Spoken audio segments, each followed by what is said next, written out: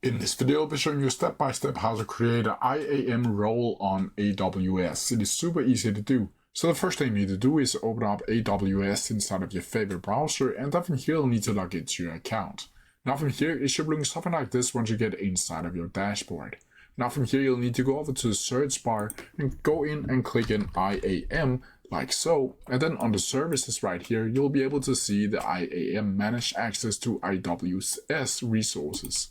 Now from here, you'll simply need to click on it, and from here, the IAM dashboard should be visible. From here, you'll need to go over to the left-hand side, and then go over to where it says IAM roles right here under access management. Now from here, you'll need to click on it like so, and then from here, you'll be able to see all of the previous roles that you have previously created, and if you have not created one before, it will probably be none in here. Once from here, you'll simply need to go over to create a role over here on the right hand side.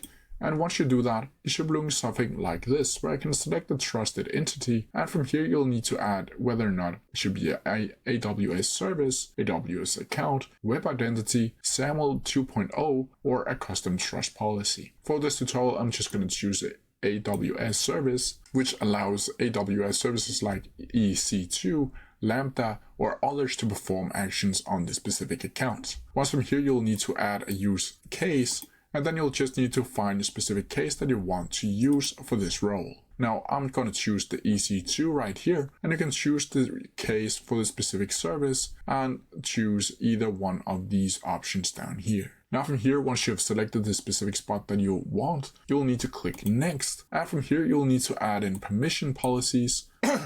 And to do that, you'll either simply search for the specific policy or permission that you want inside of this specific role, or you can just click right here, find them by scrolling down, and then click on them like so to select the specific policy. Now from here, you'll need to scroll down, and you can also set policy boundaries by clicking right here and create a permission boundary.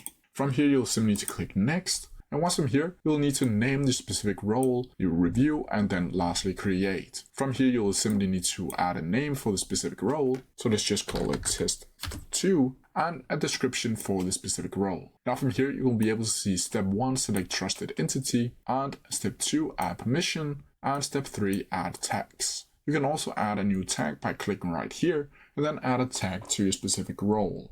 Now from here, you'll simply need to click create role, and as you can see, now the role test 2 has been created. But that's how I do it. If you have any questions about it, please leave them down in the comment section below, and I'll try my best to answer them as quickly as possible. See ya!